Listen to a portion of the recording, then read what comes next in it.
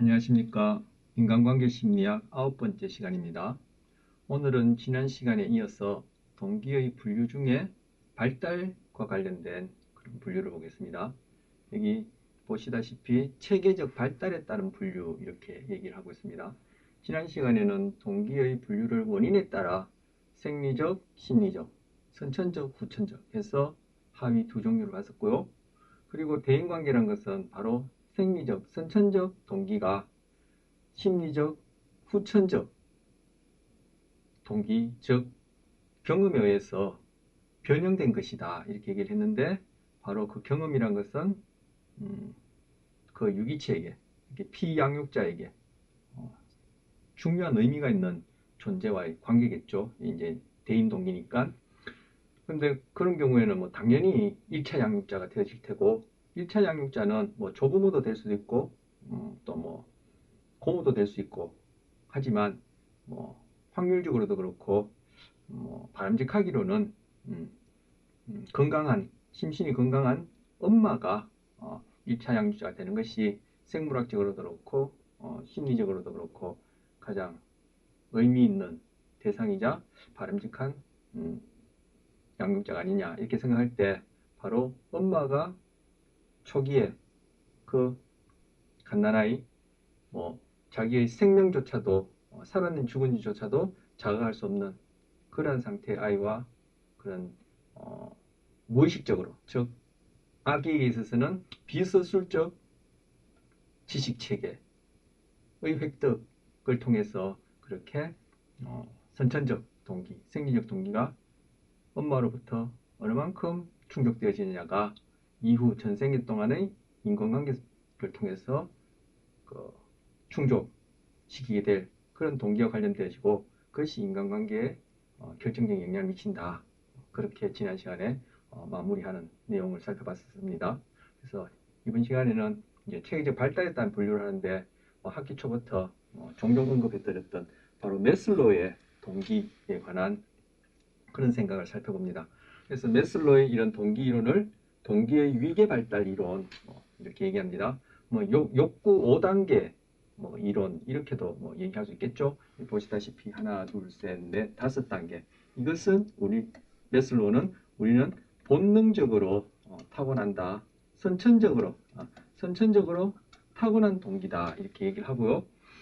그리고 보시다시피 이것이 이렇게 직사각형 형태, 형태가 아니라 이렇게 피라미드 형태로 그렸다는 자체가 또 의미가 있는 것이죠. 이 부분에 있어서는 상대적으로 아랫부분은 선천적이고 생리적인 동기에 해당한다, 대응한다 볼 수 있고, 그리고 개체에 있어서도 가장 근본적이고 기본적이고, 그리고 전반적으로 이렇게 보편적으로 보더라도 가장 공유되어지는 그러한 생존과 관련해서 1차적인 생존과 관련해서 중요한 동기들이 상대적으로 아랫부분에 해당할 테고, 위쪽으로 올라갈수록 이제 한 개인에 있어서 그렇고 그런 사람들 간에도 그걸 보편적으로 그렇게 발현 또는 그러한 욕구가 발현 또는 충족되어지는 경우가 상대적으로 드문, 아니면 그것을 삶에 있어서 중요하게 여기는 그런 경우가 상대적으로 덜 할 수 있는 부분이 위쪽이다 이렇게 얘기할 수 있습니다. 그래서 얘기 나온 게 말씀드리면, 메슬로우의 연구 결과는 아니라고 저는 알고 있는데, 이 분야의 연구한 분들이 자아실현의 동기, 이것을 추구한다 할까요? 그래서 메슬로우는 자아실현의 동기와 관련해서 자아실현자라는 것은 이 동기를 충족, 완성시켰다 그런 의미가 아니라, 물론 다른 동기들도 충족, 100% 완성이라는 건 있을 수 없죠. 그런 의미에서 자아실현자가 아니라, 그죠? 자아실현의 동기가 삶의 어떤 그런 주된 어떤 힘, 원동력이 된다.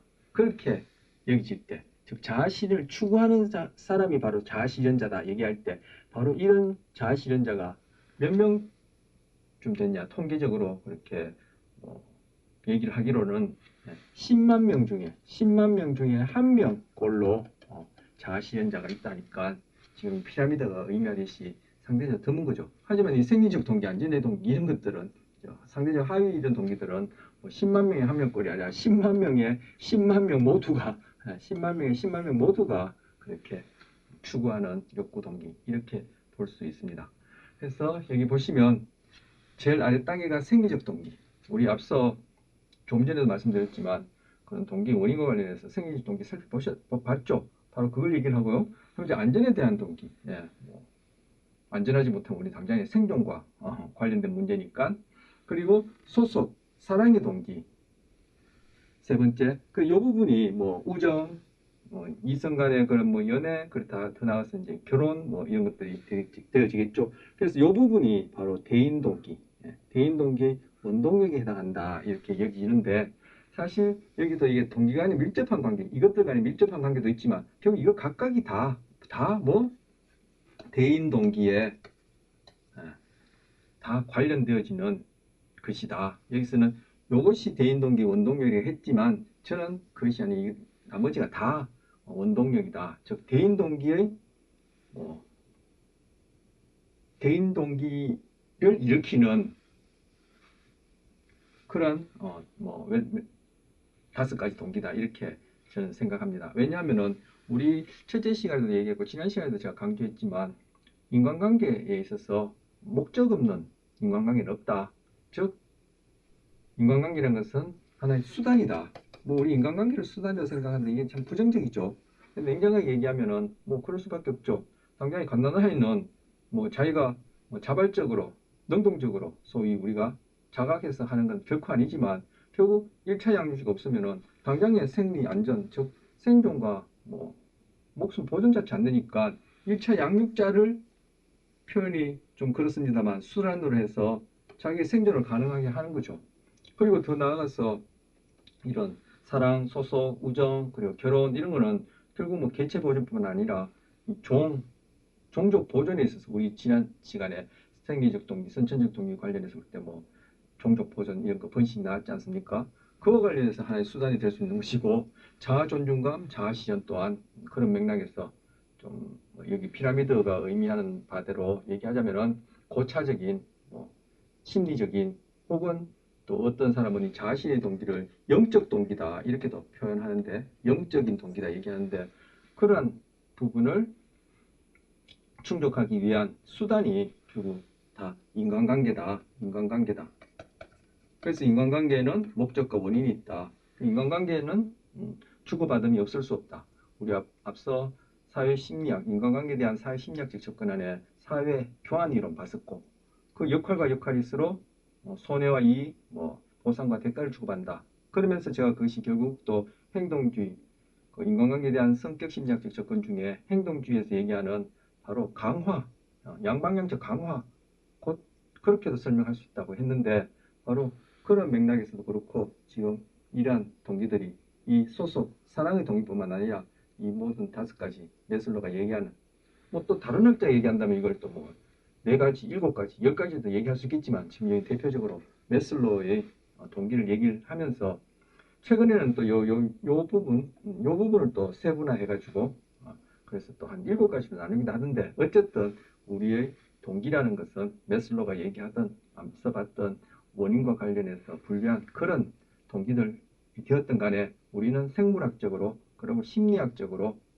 심리적으로 생물학적으로 심리학적으로 소위 동기를 하는 그런 것들을 욕구 충족시키면서 생물학적 생존과 심리학적 생존 그리고 더 나아가서 종족 보존, 개체 보존, 종의 보존이라는 그러한 측면에서 인간관계란 다 하나의 동기, 욕구 충족을 위한 수단이다 이렇게 얘기할 수 있다는 겁니다. 자, 그 다음째 자아 존중감의 공부. 자아 존중감 줄이면 이제 자존감 이렇게 얘기할 수 있고 지난번에 한번 그렇게 언급했습니다. 그리고 더 나아가서 자신의 동기가 있다 이렇게 얘기를 합니다. 그런데 이것이 뭐 서로 밀접한 관계도 있고 그리고 이게 체계적으로 발달한다는 거예요. 즉 뭐 생물학적 발달뿐만 아니라 심리적 발달, 즉 성숙과 성장에 있어서도 성장과 성숙에 있어서도 이런 것들이 단계를 밟더라. 그래서 체계적 발달. 그래서 체계적 발달, 즉 발달이라는 기준으로 볼 때 동기를 이렇게 다섯 가지로 분류할 수 있다. 대표적으로 메슬로우가 얘기하는 이것이 그 예다. 해서 여기서 생리적 동기는 1차적 동기다. 이렇게 얘기를 하고요. 그다음 이제 이 부분은 또 일컫기를 기본적 동기다. 이렇게 얘기를 하고 이 부분은 일컬기를 심리적 동기다. 심리적 동기다. 전 여기다가 심리 앞에다가 사회심리적 이렇게 붙이고 싶어요. 우리가 했던 심리적 경험이라는 것은 다 인간 사회 그리고 특히 언어를 사용하는 우리의 경우에는 지난 시간에 뭐 개념, 관념 이런 부분 관련해서 제가 뭐 좀 말씀드렸습니다만 바로 언어를 사용하는 우리 사회적 동물 우리 안에는 특히 사회라는 이름 하에 쓰여지는 용어, 관념, 개념, 그리고 문화, 문명 이런 것들이 결국 우리 심리라고 얘기하는 글쎄 내용과 그런 작동의 기본이라보다도 중요한 요소로서 작용하고 그 작동에 영향을 주니까 요 부분은 뭐 심리적 동기 또는 사회심리적 동기 이렇게 얘기할 수 있고 요 부분은 기본적 동기다 이렇게 얘기하고 요 부분은 어떤 사람은 영적 동기다 이렇게 얘기를 하기도 해요.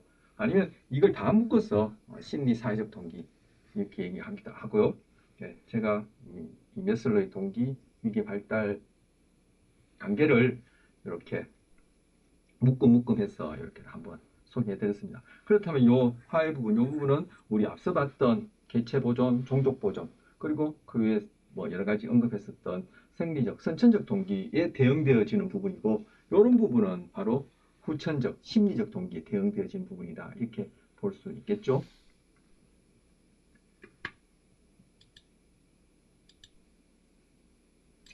네, 조금 전에도 뭐 말씀드렸다시피 지난 시간 끝자락에 대인 동기, 인간관계를 통해서 각 개인이 충족하고자 하는 욕구, 동기란 것은 바로 선천적, 생리적 동기가 후천적 경험, 즉 특히 부모, 저는 오늘 그것을 1차 양육자 중에서도 소위 생물학적으로, 심리적으로 엄마의 경우를 가장 바람직한 아이디어라는 경우라 말씀드렸는데 그런 엄마와의 그런 상호작용이 어떻게 되었냐가 이후 인간관계에 있어서 그런 개인 동기를 결정한다. 이렇게 말씀드렸고 바로 여기서 메슬로가 얘기하는 이런 동기들 이런 것들이 결국 1차 양육자와 어떠한 상호작용을 했냐에 따라 결국 이 상위까지도 발달 단계, 체계적 발달 통해서 갈 수도 있고 아니면 어떤 하위 단계에 머물 수도 있고 그렇다. 그러면 하위 단계에 머문다든지 그런 경우를 뭐 프로이드의 고착, 퇴행 이런 개념과 연관된다고 생각할 수 있죠.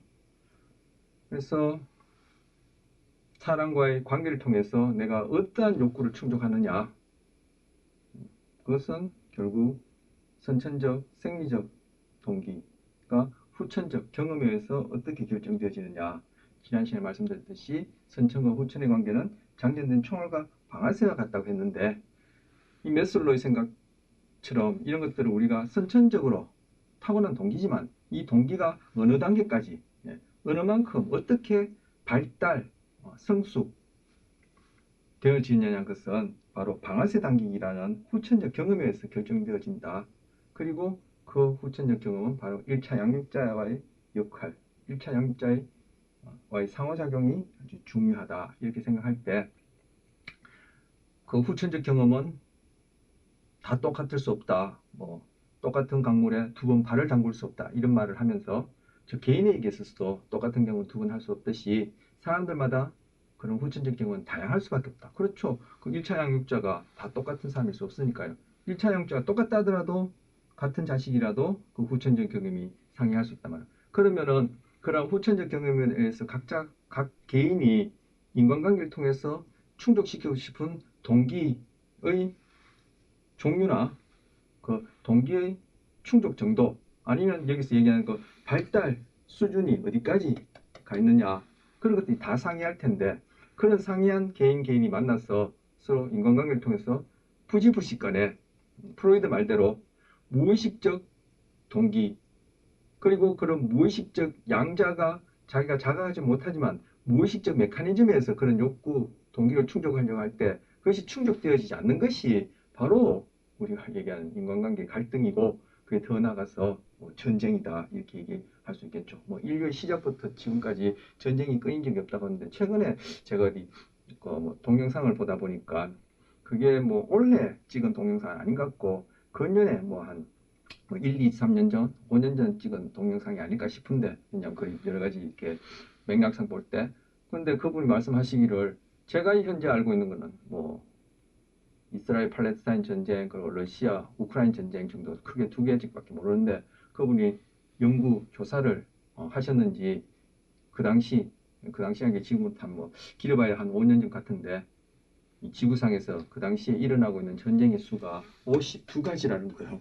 바로 이게 왜 전쟁 얘기를 하게 되느냐. 바로 그런 각자 개인이 이 동기의 발달 정도가 다르고 그렇게 인간관계를 통해서 추구하고자 하는 욕구, 동기가 다른데 그게 충족되지 않으면 그것이 결국은 갈등이고 그것이 더 나아가서는 전쟁까지도 이어지는 그런 것이 아닌가 이 얘기를 하다가 뭐 52가지라는 걸 얘기하게 되었습니다.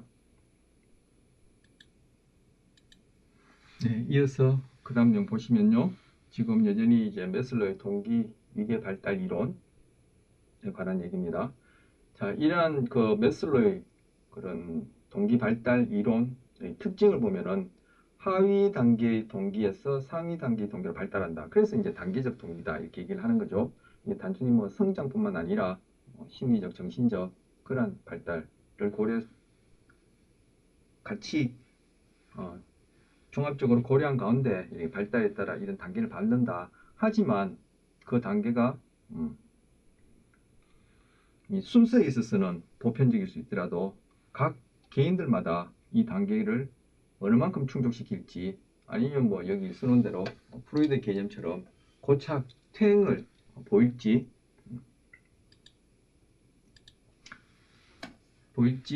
그리고 어느 상위 단계까지 뭐 도달할지 이런 것들은 다 다양할 수밖에 없겠죠. 왜? 후천적인 그런 경험, 학습에 따라 바로 1차 양육자의 상호작용에 따라 그렇다. 다시 한번 또 재차 3차 반복 강조하고요. 그 다음에 하위 욕구가 충족되어야 상위 욕구로 발달이 진행한다. 금방 얘기했던 것 같죠. 하위 욕구에 머물러 있다. 즉 결여되어 있다면 거기에 고착이 될 테, 고착이나 퇴행이 일어나겠죠. 즉 하위 단계에 너무 과하게 충족되었다. 또는 그 하위 단계가 채워지지 않았다면 결국 거기로 머물러 있다든지 아니면 상위 단계로 갔다가도 다시 어떤 흔히들 일반적으로 얘기하기는 스트레스 상황에서 이런 퇴행 현상이 일어난다고 하는데 그래서 뭐 상위 단계 욕구가 만족되지 않을 때 상위 단계 욕구가 만족되지 않을 때 만족될 수 없는 상황에서는 하위 단계 욕구 즉 만족을 만끼겠던 그런 하위 단계로 돌아간다 이렇게 이제 얘기하는 것이 퇴행이에요. 고착 같은 경우에 이제 그 하위 단계가 만족되지 않았어. 즉 무의식적인 그런 동기 프로이드에서는 뭐 성욕 공격력을 대표적으로 얘기했지만 어쨌든 무의식적인 그런 동기가 1차 양육자의 관계 속에서 뭐 1차 양육자는 뭐 자극할 수 있는 서술 지식까지 가진 그런 성인이긴 하지만 어쨌든 그 갓난아이 비서술 지식에 의해서 지금 사회화 되어지고 있고 뭐 학습과 관련해서는 고인 조건이나 도구적 조건이 일어난 그런 가운데 양자가 서로 각자가 자각하지 못하는 무의식적 동기를 서로 주거니 받거니 양방향적으로 그렇게 강화시켜 나가는데 그런 비양육자 아이의 경우에 그 부분이 채워지지 않으면은 그 동기를 충족하고자 하는 그 욕구가 그 이후의 전생일을 통해서 계속 반복되어지고 즉 고착되어지고 퇴행 같은 경우에는 특정한 단계의 욕구가 너무 과하게 충족되어지면은 그 상위 단계로 올라갔다 하더라도 상위 단계 충족이 안 되어질 경우에 과하게 충족받았던 그 하위 단계의 동기로 돌아간다. 이 퇴행인 거죠. 그래서 지금 뭐 상위 단계에서 충족되지 않을 때 하위 단계로 돌아간다. 그걸 조작적 조건화와 관련해서 얘기를 하자면은 상위 단계의 동기를 충족하려는 어떤 행동이 이후에 결과를 가져오는데 그 결과가 그 행동을 감소시키는, 즉 처벌이 되어지는 경우에는 이전에 강화받았던 하위 단계의 동기를 충족시키는 그 행동으로 돌아가는 것이 이제 퇴행이다, 이렇게 볼 수 있고, 그리고 어떤 행동이 어떤 결과를 가져오는데 그 결과가 이 행동을 충분히 강화시키지 못했을 때는 그 행동을 계속 반복함으로써 충분한 강화를 받기 위해서 그 행동을 지속하게 된다. 그것이 바로 이제 고착이다. 또 이렇게 해도 뭐 프로이드의 개념을 학습과 관련해서 그렇게 후천적 경험 중에 학습, 고전적, 조작적 조건과 관련해서 그렇게 또 설명할 수 있겠죠. 자, 하위 욕구가 충족되지 않으면 상위 욕구가 발달되지 않는다. 여기까지 말씀드린 거 다 포함하는 내용이죠. 그래서 상위 단계가 발달되지 않는다 하면은 하위 욕구가 충족되지 않은 경우에 머물러 있겠죠. 그래서 앞서 봤던 대로 이런 5단계 중에 이런 하위 단계, 뭐 생리적 욕구, 그리고 뭐 안전에 대한 욕구, 뭐 이런 욕구들, 이 부분 기본적 욕구라고 얘기하고, 이거를 뭐 심리사회적 욕구라 했는데, 예를 들어서 이 단계에 머물러 있다면은 성인이 되더라도 나이가 7, 80대더라도 그죠?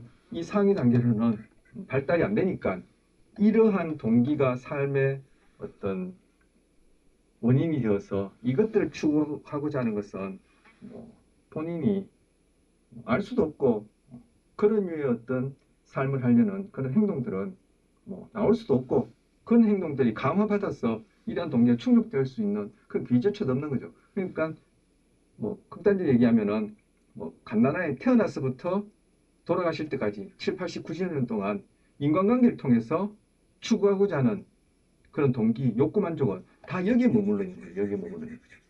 그런데 그런 사람이 만약에 2단계에 있거나 2단계에 있는 사람과 만나서 인간관계를 한다면은 서로 양자 간의 사회교환 이론 또는 도구적 조건을 강화해서 양방향적으로 서로 강화하는데 서로 주고받을, 그죠? 서로 주고받을 것들이 서로 불일치하는 거죠. 상대방으로부터 뭔가 주고, 그리고 상대방으로 뭐 주고, 내가 또 그게 해당하는 뭔가 받고, 그것이 꼭 물질적이든 심리적이든 정신적이든 그 주고받음이 있어야 되는데, 이 발달 단계의 어떤 수준이랄까요? 그것이 다를 때 서로 기브 앤 테이크 안 되어지면 그 관계는 깨어지거나, 아니면 쉽게 깰 수 없는 관계라면은 그 안에서 계속 그 인과관계를 수단으로 해서 자기가 얻고자 하는 목적, 즉 동기 충족이 안 되니까 계속 갈등을 일으키는 거죠.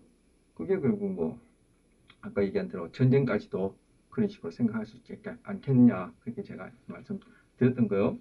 자, 지금 이 부분 발달과 관련된 동기 분류 중에 메슬로의 이 동기 위계 발달 이론에 대한 이제 속성, 특징을 소개한 것입니다.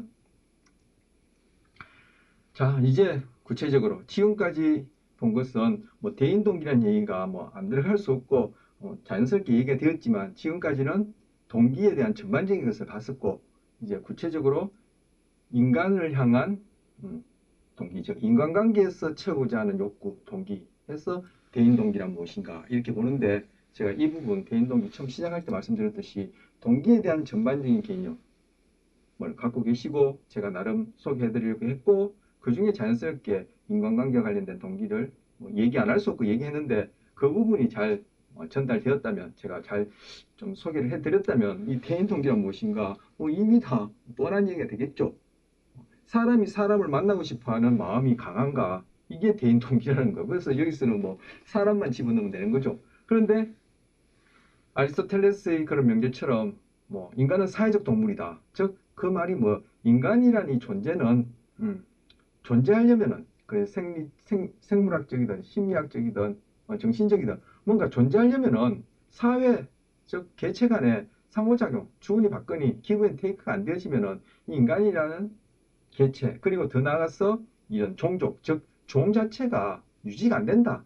그런 의미로 사회적 동물이다 얘기를 했단 말이에요. 그러면은 그 사회적 동물, 인간은 인간관계를 할 수밖에 없다. 그래서 첫째 시간에 인간관계라는 것은 어느 곳에서도, 인간이 있는 곳에서는 어느 곳에서든 일어나는 일이다. 그런데 지금 대인동기와 관련해서 얘기하자면 그 인간관계라는 것은 바로 각 개인이 갖고 있는 그러한 선천적 욕구, 그것이 1차 양육자에 의해서 어느 만큼 성숙 발달, 어느 단계까지 갔느냐에 따라 각자 나름의 주관적인 그러한 동기를 충족시키기 위한 수단이 인간관계다. 이렇게 정리할 수 있다는 거죠. 그런데 좀 전에 말씀드렸지. 그러한 동기가 사람들마다 후천적 경험이 다르니까 사람들마다 동기가 다 상이할 테고 인간관계를 통해서 인간관계라는 수단을 통해서 얻고자 하는 욕구가 다 다른데 그것이 불일치해서 기브 앤 테이크가 양방향적으로 강화가 안 되어진다면 그 관계는 깨어질 수밖에 없고 깨기에 곤란한 그러한 관계를 하면은 즉 생존을 위해서 더 하위 단계의 그런 선천적 생리적 동기 충족을 위해서 이 관계를 깰 수 없는 관계다. 특히 뭐 가족 관계, 특히 부모와 자식 관계 같은 경우라면은 그 안에서는 욕구 충족의 불일치로 인해서 결국 끊임없이 갈등하게 되어지고 그러한 갈등적 요소가 초기 프로이드 같은 경우는 3년 안에 그리고 볼비 같은 경우나 말러가 얘기하는 그러한 정신분석학적 입장에서 성격이 인간관계에 어떻게 영향을 주나 그 이론에서는 길어봐야 5년 안에 그런 무의식적인 그런 상호작용을 통한 욕구 충족이 바로 나머지 전생의 인간관계에 영향을 준다. 그렇게 이제 생각하고 설명하는 그런 이론들이죠. 뭐 대인 동기와 관련해서. 자, 동기는 나 욕구를 충족시키려는 어떤 힘, 그 힘이 바로 어떤 행동을 하는 원동력이다. 이런 식으로 이제 지난 시간에 동기에 대한 개념 정리를 얘기를 했던 걸 지금 다시 말씀드릴 수 있고요. 그렇게 함으로써 그러한 욕구 충족이 어느 만큼 되었느냐, 상대방으로부터 주어지는 어떤 결과물이 나한테 그것이 쾌냐 불쾌냐, 그것도 또 사람마다 다 다르겠죠. 바로 그런 것들이 좋다 싫다라는, 즉 정서의 값어치, 가치가 나에게 고전적 조건화 되어서 그렇게 해서 우리의 그런 정서 개인 동기가 결국 인간관계에 중요한 요소다, 결정적인 그러한 영향을 미친다. 이렇게 다시 한번 또 우리 앞에 배웠던 가지고 그죠? 성격 이론 그리고 그 안에서도 뭐 지금 프로이드, 볼비, 말러 그리고 저기 행동주의에서 얘기하는 고인 욕구나 도구적 조건화 이런 것들과 연결시켜서 정서, 동기 이것이 인간관계에 어떤 식으로 영향을 주며 그런 이론에 따라 어떻게 설명할 수 있는지를 다시금 또 정리하면서 반복해 드린 겁니다. 자, 그래서 하위 내용을 보면은 사람마다 인간관계를 맺는 내면적 동기가 다르다. 금방 제가 얘기한 것이죠. 이 내면적인 것이 정신적, 심리적 동기 이렇게 얘기할 수 있고 여기는 대인 동기니까 뭐 인간관계를 통해서 충족하고자 하는 욕구인데 그것이 사람마다 다르다. 왜? 선천적, 생리적 동기는 보편적이고 일반적이고 크게 다르진 않은데 그것이 후천적 경험에 의해서 환경이 다 가지각색이니까 즉 1차 양육자의 어떤 양육 태도란지 1차 양육자 자체가 또 다르니까 그것에 의해서 내면적 동기의 발달 수준 또는 얼마만큼 충족되었느냐 어디까지 발달되느냐 다 다르다.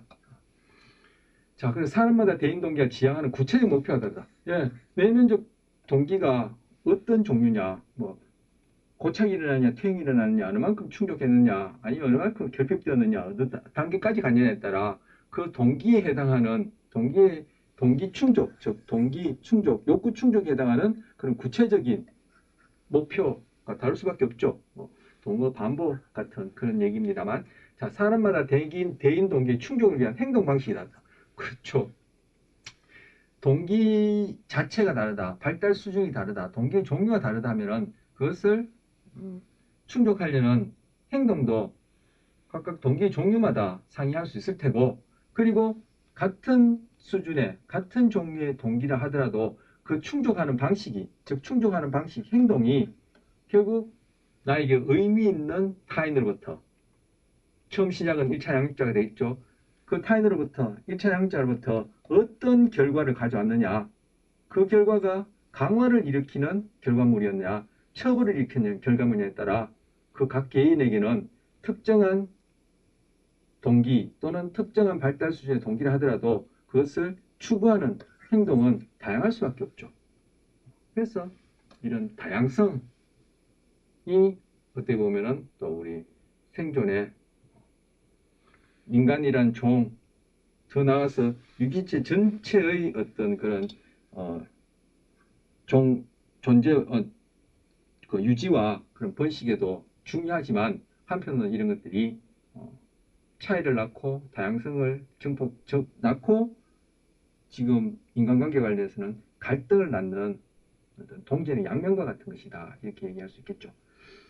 자, 그래서 제가 또 반복해 드립니다만 첫째 시간이니까 그때 어느 인간관계든 갈등과 경쟁과 질투 시기는 있을 수 없다는 것이 금방 동전의 양면처럼 우리 인간관계를 통해서 이런 욕구, 동기를 충족하면서 사랑, 정의, 평화, 뭐 우리가 긍정적으로 생각하는 그러한 정서적인 경험도 하지만 한편으로는 갈등, 전쟁, 미움, 질투, 증오 같은 이러한 부정적인 정서도 경험할 수밖에 없는 것이 어떤 인간 존재의 본질이다 이렇게 생각할 수 있으니까 동전의 양면과 같다 이런 얘기를 좀 전에 제가 한 겁니다. 자, 다양한 대인 동기 이러이러한 이유로 각자 사람마다 인간관계를 통해서 충족시키고 싶은 욕구, 동기가 다양하다.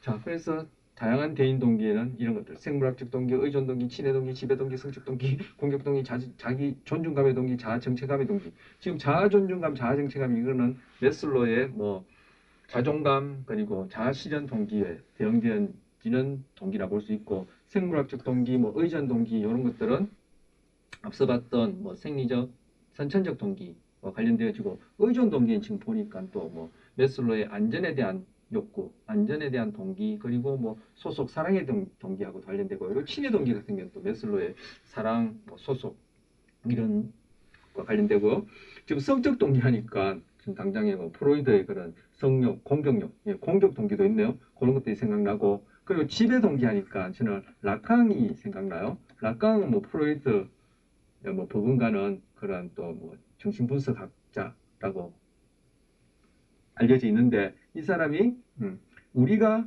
집착하는 것은 뭘 집착하렵니까?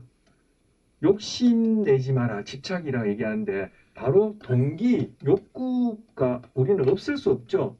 이거는 뭐 생물학적으로 일단 뭐 심리적으로도 그렇지만 생물학적으로 우리가 존재하려면은 당연히 생리적 욕구, 먹고 마시고 추우면 따뜻하고 더우면 시원하고 이런 동기 자체가 생존, 그리고 더 나가서 성적 욕구는 우리라는 이 개체 집단 종을 유지시키기 때문에 이거는 없을 수 없단 말이에요.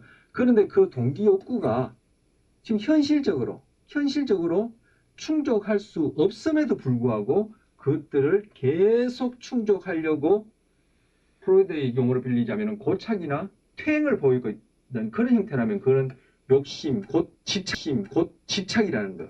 그런데 낙강이 무슨 얘기하냐면은 우리가 집착하는 것은 바로 허상이고, 그리고 우리는 타인들을 바로 지배하려는 그런 통제 욕구가 있다. 라는 것을 우리가 알 때 왜 지배하려고 하죠? 지금 제가 말씀드린 이 맥락에서 얘기하자면은 나의 이런 욕심, 즉 집착함을 통해서 현실적으로 이루기 힘든 나의 동기 욕구, 프로이드로 얘기하자면 퇴행 또는 고착되어 있는 그 동기 욕구를 타인을 컨트롤함으로써 그것을 내가 충족시키고자 한다. 이것을 진짜 지배라고 얘기를 할 수 있고, 그렇게 한다면 바로 이러한 우리가 집착하는 것이 허상이고 헛된 것이고 우리는 타인을 다 이렇게 지배하려고 한다. 주인이 노예 지배하듯이 뭐 자기의 욕구를, 동기를 또는 현실적으로 불가능한 그러한 욕구 충족을 위한 집착을 위해서 타인을, 즉 주인이 노예를 지배하듯이 그렇게 우리가 타인을 지배한다면, 그리고 한다는 것을 안다면 이 라캉은 우리는 건강한 인간관계를 맺을 수 있다. 이렇게 얘기를 했거든요. 즉 뭐냐면 라캉이 한 말을 그대로 옮기면 우리가 집착하는 것은 다 허상이고 우리는 타인을 다 지배하려는 욕구가 있다. 왜 이 얘기 생각나냐면 바로 이 지배 동기라는 걸 보고 라캉의 얘기가 생각났어요. 지배하려는, 타인을 통제하려는 주인이 노예를 다루듯이 그렇게 통제하려는 욕구가 있다. 그것만 우리가 깨닫더라도 머리로 아는 것이 아니라 몸으로 체득한다. 이렇게 얘기할 수 있겠죠. 즉 서술지식으로 저도 제가 지금 서술지식으로 알고 이걸 지금 서술지식으로 소개하는데 그것이 저에게 있어서 비서술지식으로 몸에 체득된다면은 우리는 인간관계 문제가 해결될 수밖에 없고 해결할 수 있다. 이렇게 이제 락강이 얘기를 했거든요. 그래서 이 지배동기 보니까 그게 생각나서 말씀드립니다. 그 이외에도 동기라는 것은 제가 취재 시간에 이 대인 동기와 관련해서 얘기할 때 이건 우리는 뭐 뭐랄까요 좀 과정에서 얘기하면 상상 속의 개념이죠. 상상 속의 개념이죠. 이런 것들이 실제 한다기보다는 우리가 경험하는 그러한 심리적 현상을 그걸 뭐라 일컬까 하다가 이러저러한 어떤 그런 어원을 가지고 그 문화 속에서 만들어낸 개념이죠. 그러니까 동기란 말을 붙이면 여기 소개된 것 이외에도 수십 가지를 더 만들 수 있겠죠. 뭐 동기란 말 붙이면 다 동기가 된다. 극단적으로 얘기하면 그렇게 얘기할 수 있겠죠. 그래서 우리 다양한 동기를 갖고 있고 결국은 그리고 그 다양한 동기를 우리는 인간관계라는 수단을 통해서 충족하려는 것이 인간의 삶이다. 이렇게도 얘기할 수 있다는 거죠.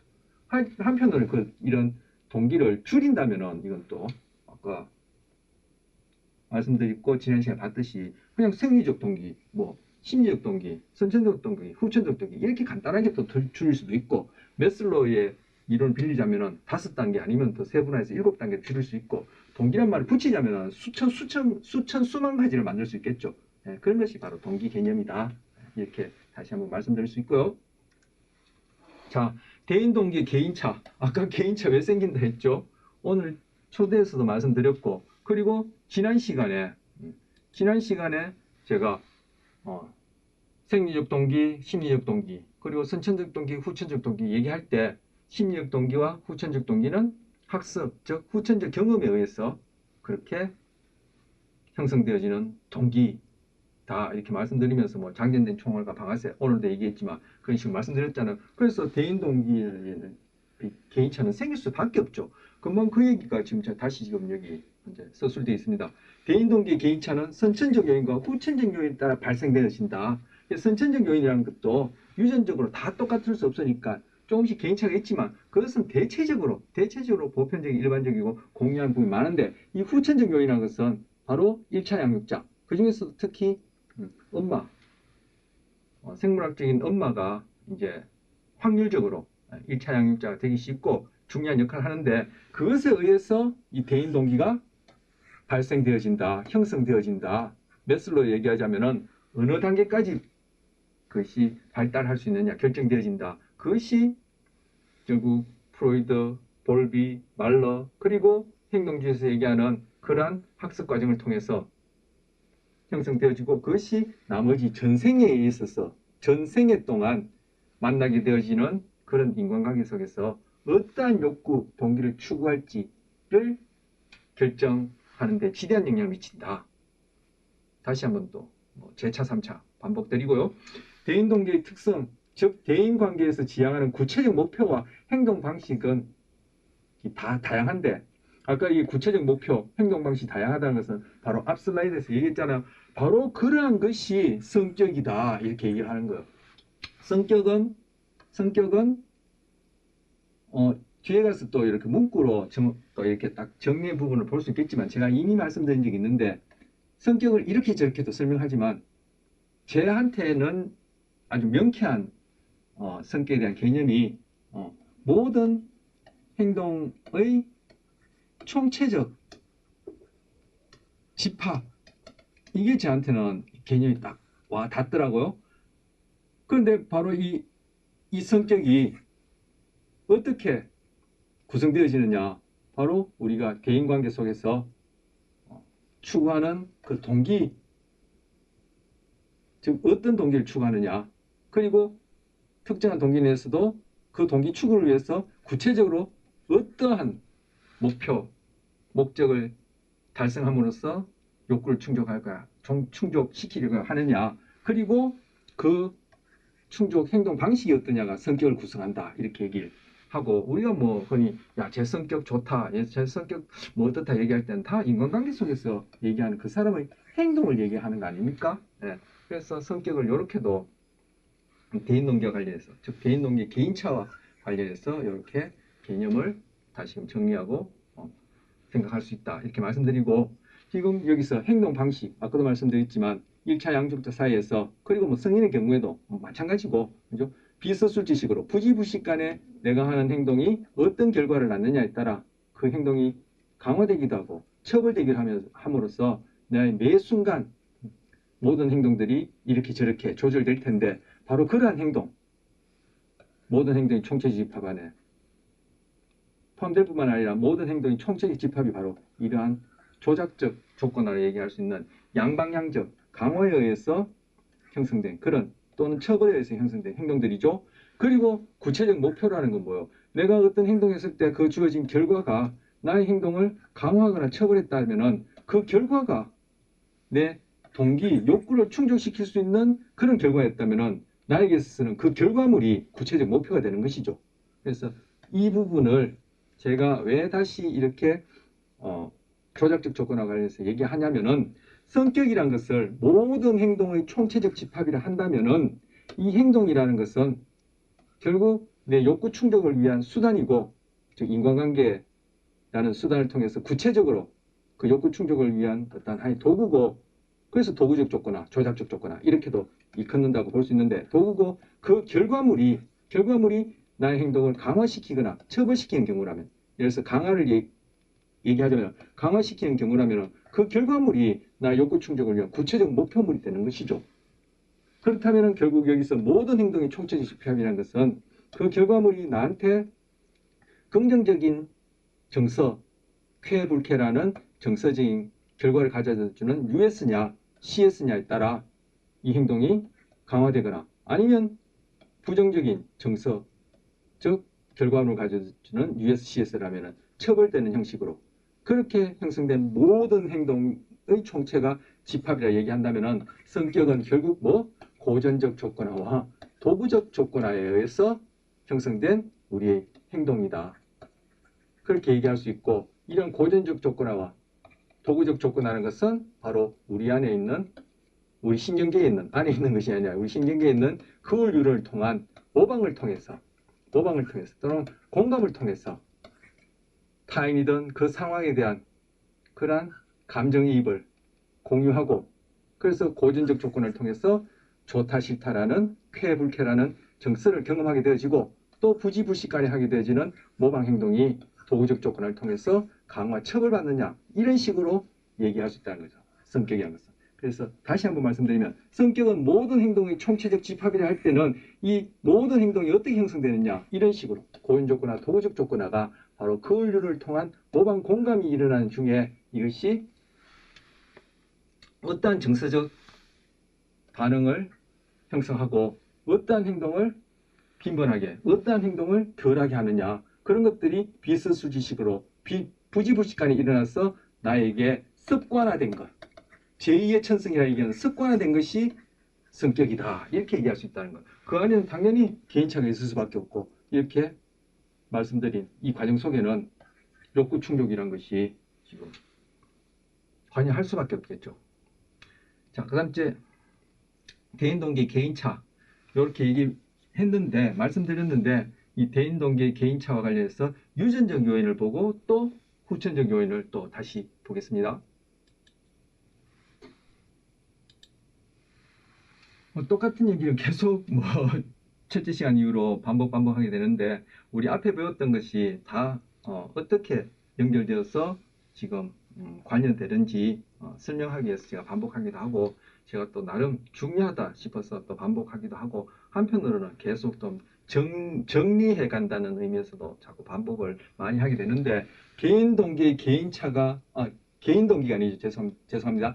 대인 동기의 개인차가 왜 생기느냐, 그것은 뭐 유전적 요인과 후천적 요인이 있다, 뒷페이지에서 볼 텐데, 이거 앞서 지난 시간에 선천적 동기, 후천적 동기, 생리적 동기, 심리적 동기 얘기하면서 심리적 동기와 후천적 동기는, 그리고 오늘 메슬로의 발달 단계에서 어느 동기 단계에 이르느냐, 어느 만큼 발달하느냐, 어느 단계에 고착되느냐, 퇴행되느냐, 프로이드의 개념으로 얘기하자면 그것이 결국 선천이 갖고 있는 보편적이지만 그래도 유전적으로 다를 수밖에 없는 그러한 요소들과 후천적 경험, 즉 구체적으로 1차 양육자와의 상호작용이 다 가지각색이니까, 그죠? 한 개인에게 있어서 똑같은 경우는 두 번 다시 일어날 수 없으니까 그런 곳에서 바로 후천적 동기가 다양성을 낳는다 했던 그 얘기를 지금 다시금 반복하는 것이죠. 예. 그래서 제가 너무 앞서서 앞에 그 부분을 얘기를 해서 지금 그것도 원인이겠지만 이게 또 반복을 이제 하게 된 것입니다. 그래서 유전적 요인, 쭉 달리하면 선천적 동기, 생리적 동기, 뭐 메슬로 얘기하자면 뭐 하위 단계 동기와 관련된 그러한 개인차가 왜 생기느냐. 자, 다시 한번 반복합니다. 선천적, 생리적 또는 메슬로의 하위 단계가 생물학적으로 보편적이고 일반적이긴 하지만 다른 동물에게서도 우리가 유사하게 찾아볼 수 있는 그러한 아주 생물학적 기본적인 동기이긴 하지만 그것이 개체들마다 다 똑같지 않단 말이에요. 왜? 유전적 차이가 있으니까 바로 그런 것들이 개인차를 낳는데 어떻게 관여하느냐. 개인차를 낳는 유전적 요인이 무엇이냐 이제 보는 거요. 바로 여기 기질, 템퍼먼트에서 기질이라는, 야, 저 사람 기질이었다, 우리 기질이 어떻다 이런 얘기 하죠. 근데 이 기질이라는 의미가 바로 뭐요? 정서 반응을 하는데 한 개체가 뭐 사람을 보냐면 그 영화가 테넷에서부터 여러분 테넷 태동한다 뭐 이런 거 얘기 들어보셨죠? 그것도 아들만 다 다르거든요. 벌써 테넷에서부터도 그렇고 출생한 그 영유아가 태어나서 뭐 1초, 1분, 5분, 10분, 1시간, 2시간, 반나절, 하루, 이틀, 1주, 2주, 한 달, 두 달. 그 당시에 그 아이가 뭘 하겠어. 말 그대로 그냥 빨간 그냥 생물학적으로 존재하는 생명 덩어리, 거기에는 뭐 서술교육이란 건 기대할 수 없고, 그죠? 뭐 그 당사자, 그 갓난아이는 환경과 자기 사이도 구별이 안 되는 그런 수준의 어떤 단계인데 거기서부터 정서 반응이 있단 말이에요. 근데 이 정서 반응이 뭐예요? 그 각각의 개체, 즉 아이들마다 그게 상이하더라는 거예요. 특징적인 양식, 즉 패턴이 있더라는 거. 벌써 여기서부터 개인차가 있다라는 거죠. 그런데 이 정서 반응이 결국 뭐겠어요? 쾌 아니면 불쾌겠죠.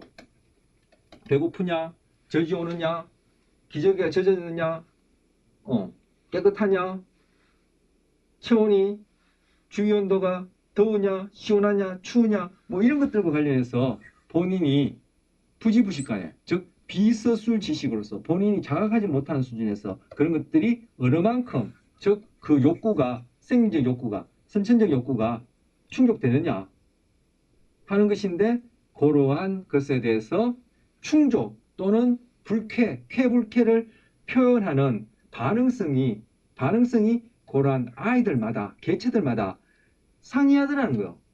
반응 양식이, 패턴이 다르더라는 거예요. 여기서부터 바로 대인동기, 개인차가 나타난다는 거죠. 이게 결국은 그 이후에 전생에 동안 성인이 되어서도 그렇고 매 순간 인간관계를 뭐 수단이라면 수단을 통해서 그 각자가 충족하고 싶은 욕구, 동기의 차이, 그리고 그 충족 정도가 어느 만큼 되어야지만이 충족되어지고 결핍되어지는지 그것도 사람마다 다 상이하겠죠. 바로 그런 것들이 인간관계 내에서 서로 상호작용하는 긍정적인 그런 인간관계 유지도 결정할 뿐만 아니라 갈등도 일으키는 그러한 데 관여한다. 갈등의 원인이다. 이렇게 얘기할 수 있다는 거예요. 바로 여기 기질에서부터. 즉 환경자격에 반응하는 방식이나 적극성의 차이가 있다. 즉 방식이나 적극성의 차이가 있다는 얘기가 바로 특징적 양식이 있다는 뜻이고, 환경적 자극은 뭐요? 이거 뭐 주위 기온이 따뜻하냐 추우냐, 이 환경이라 얘기할 수 있지만 그 따뜻한지 추운지 누가 해줘야 합니까? 뭐 아주 뭐야 사계절이 우리처럼 춥고 덥고 뚜렷하지 않고 그냥 1년 내내 평온한 기온에서 태어난 아이라면, 아니면 태어난 다른 동물이라면은 그런 환경적 자극이 생존과 관련해서 쾌불쾌에 크게 영향을 안 줄 수 있지만, 또 그런 경우를 하더라도 그렇고 그렇지 않은 경우에는 이 환경적 자극, 추울 때 따뜻하게, 더울 때 시원하게, 배고플 때 뭔가 입에 들어와서 먹을 것이 있고, 그죠? 젖었을 때 마르게, 너무 건조할 때는 일정한 습도를 유지하는 거. 누가 해줍니까? 결국 1차 양육자가 하는 것이죠. 1차 양육자가. 1차만 썼는데. 결국 동물에게 있어서도 어미나 애비가 하는 거죠. 근데 동물의 경우에 특히 1차 양육자는, 그죠? 암컷인 경우가 확률적으로 대단히 높죠. 우리 인간의 경우에 1차 양육자는 뭐 조부모도 될 수 있고, 아까 말씀드렸듯이 고모도 될 수 있고, 뭐, 그죠? 언니, 누나도 될 수 있는데, 바로 이 환경적 자극이라는 것이 바로 1차 양육자로부터 주어지는 자극인 거죠.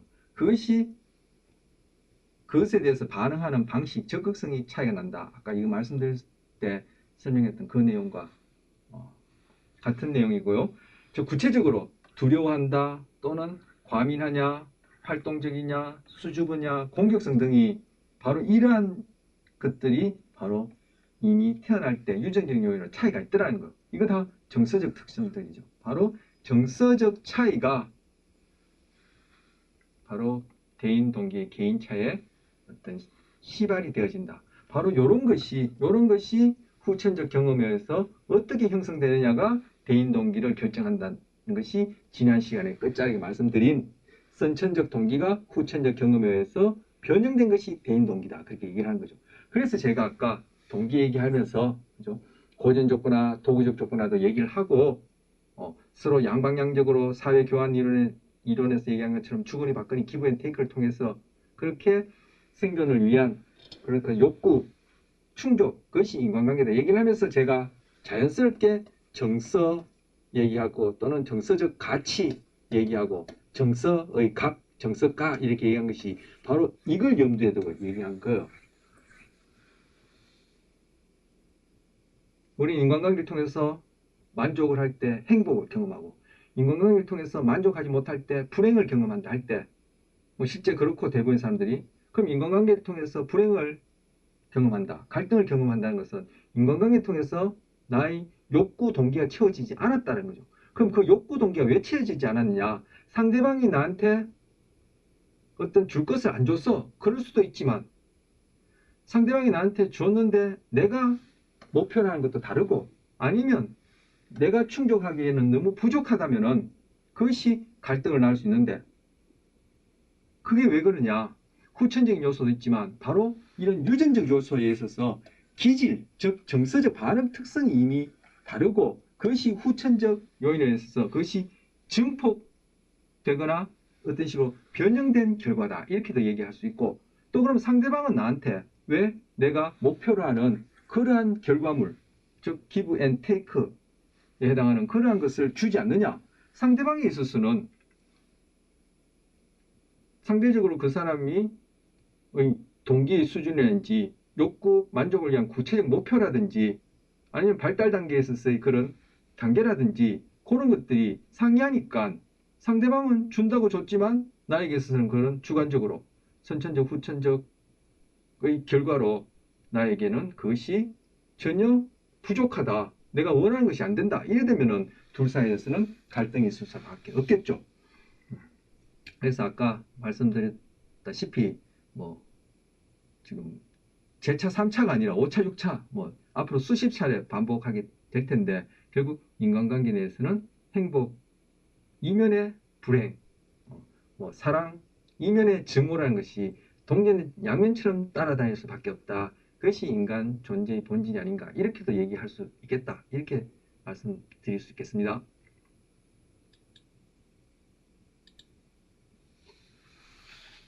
네, 그 다음 이제 두 번째, 대인 동기에서의 개인차가 왜 생기느냐. 두 번째, 초기 양육자의 관계가 중요하다. 뭐 이게 더 이상 반복 안 해도 되겠죠. 이것이 무엇이 의미하는지. 그래서 첫 번째, 프로이드의 성격 발달 이론에서 앞에 배웠던 인간관계에 있어서 성격이 어떻게 중요하냐, 즉 인간관계를 심리학적으로 설명하는 것 중에 성격 이론에서 얘기했던 것을 여기서 뭐 동기와 관련해서 얘기하고, 조금 전에 앞 페이지에서 봤던 이러한 동기 충족을 위한 나의 모든 행동의 총체가 성격이라 얘기했기 때문에 바로 여기서 프로이드의 성격 발달 이론을 보는 겁니다. 그러니까 앞에 했던 거 좀 더 추가해서 복습하는, 반복하는 거다 볼 수 있죠. 자, 후천적 경험에 의해서 선천적 동기가 어떻게 변형되느냐. 구체적으로 초기 양육자와의 관계가 지금 프로이드의 성격 이론과 관련해서 어떻게 설명되어지는지를 보는 것에 해당합니다. 자, 인간의 모든 행동은 내면적 욕구의 발산 과정이다. 예, 모든 행동, 달리하면 아까 얘기했던 성격, 그리고 인간의 모든 행동, 인간은 사회적 동물이니까 인간관계라는 것은 인간이 있는 곳에 없을 수가 없다. 그러면 인간관계는 바로 이런 내면적 욕구 발산, 그리고 이것을 통해서 충족하느냐 충족하지 못하냐, 즉 인간관계라는 것은 욕구 충족의 수단이다. 아까 그렇게 얘기를 한 거죠. 왜 이런 수단이 필요하죠? 수단이란 말이 인간을 수단으로 삼지 마라 이런 말이 있지만 그런 의미의 수단이라기보다는 왜 수단이죠? 바로 개체와 그리고 개체 집단, 즉 종의 유지와 유지를 위해서, 달리면 생존과 번식을 위해서 이것이 인간관계가 수단이 되어질 수밖에 없죠. 되어지지 않는다면 우리는 뭐 존재할 수가 없잖아요. 당장에 메슬러의 욕구 단계를 보더라도 이 하위 단계, 당장 갓난아기 태어났을 때 인간관계가 없다면은, 1차 양조가 없다면은 어떻게 살아남겠습니까? 뭐 죽어버리고 없을 테니까. 자, 욕구 충족의 경험에 따라 강도의 차이가 달라진다. 아까 이렇게 말씀드렸고요. 바로 강도의 차이가 달라진 결과가 고착되거나 퇴행된다. 말씀드렸고요. 퇴행, 고착된 욕구를 충족하는 강한 경향이 성격이다. 왜? 이런 것을 충족하려는 구체적인 목표를 향한 행동, 그것들이 우리의 모든 행동이다 얘기할 수 있고, 그런 모든 행동의 총체적 집합을 성격이다 얘기했고, 바로 그런 경향이 대인관계에서 드러난다. 그럴 수밖에 없죠. 대인관계, 인간관계 자체가 바로 이러한 욕구 충족을 위한 수단이다. 이렇게 얘기할 수 있으니까. 자, 충족되지 못한 대인동기는 더욱 강해진다. 그렇죠. 채워지지 않으면 계속 채워야 되지 않겠습니까? 아까 메슬러의 도쿄 단계처럼 하위 단계가 충족되지 않으면 상위 단계로 아예 못 올라간단 말이에요. 그 단계에 머문단 말이에요. 왜? 채워질 때까지. 즉 고착이 일어난다. 아니면 상위 단계에서 요구 충족이 안 되어지면 충족을 과하게 받았던 그 하위 단계로 다시 퇴행한다. 충족되지 못한 대인동기는 더욱 강해진다. 저 개인을 보더라도 그런 것 같아요. 뭐 이것을 뭐 참는다. 우리 흔히 참는다라고 말했죠. 참지 마라. 참으면 안 된다는데 참는다. 참는다 맞나요? 왜 이렇게 낯설죠? 참는단 말이. 참다가 결국은 폭발하죠. 결국 욕구 충족이 안 돼서 폭발하는 거죠. 참는 거는 참지 않고 행동해서는 그 상황상 내가 그것이 어떤 좋지 못한, 내가 주관적으로 생각하는 좋지 못한 결과에서 내 행동이 처벌되어지는 그런 경험을 하게 되고, 정서적으로는 나는 불편한 부정적인 정서 경험을 한다는 것을 경험에 의해서 아니까 참죠. 하지만 그 욕구 충족을 하려는 우리의 행동이 결국 강화받아서 그 충족되지 못한 것은 결국은 나중에 튀어나올 수밖에 없죠. 그래서 충족되지 못한 대인동기는 더욱 강해진다. 시간이 지나면 약화되는 것이 아니라 더욱 강해져서 그것이 목표하는 것이나, 아까 목표물이라고 얘기했는데, 목표하는 것이나 또는 행동 방식이 상이한 형태로 변형되어서 어떤 식으로 나타난다라고 얘기하는 것이죠. 바로 이러한 것이, 변형된 형태로 나타나는 것이 프로이드의 히스테리와 관련된 그런 어떤 불안신경증적 그런 병리 현상이다. 이렇게도 볼 수 있을 테고요. 자, 어쨌든 충족되지 못하면 시간이 지나면 사그라드는 것이 아니라 그거는 언젠가는 나타나고 더욱더 강해진다라고 생각하는 것이 프로이드의 성격 발달 이론과 관련된 것입니다. 저는 10분 공감합니다. 여러분은 어떠신지 모르겠지만, 자, 욕구의 적절한 충격이 성격 형성에 매우 중요하다. 그래서 무의식적 욕구, 프로이드는 메슬로처럼 그 5단계를 보지 않고 바로 성욕과 공격욕, 공격성, 공격욕, 이 성욕과 공격욕, 이 프로이드가 의사라고 하지 않았습니까?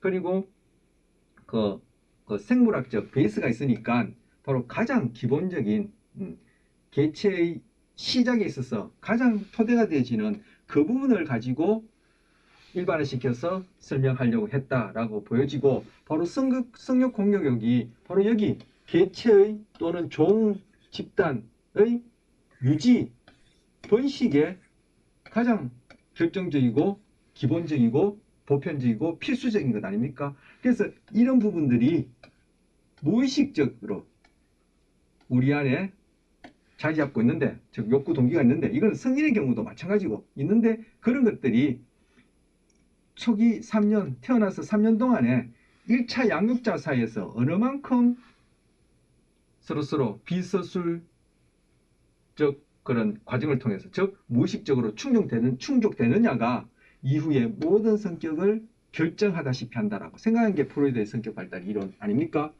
제가 프로이드에 관한 이런 것들을 보고 다시금 복습하고 알아갈수록, 야, 이거 정말 대단한 이론이다. 엄청 공격받고 욕얻어 먹고 우리가 현재 갖고 있는 상식적인, 직관적인 그런 생각에서는 안 받아들이지만, 그건 결국 뭐 저는 문화의 차이라 생각하는데, 안 받아들이지만 이후에 아마 이 프로이드 이론이 다시금 부활한다 할까요? 그러지 않을까 이런 생각도 들고, 소위 요즘 뇌과학을 통해서 보면은 이 프로이드의 그런 이런 개념 이런 것들이 타당성이 있다라는 그런 증거물들이 이렇게 하나하나씩 이렇게 밝혀지고 있다, 이런 것들도 볼 때 참 대단하다 이런 생각이 들거든요.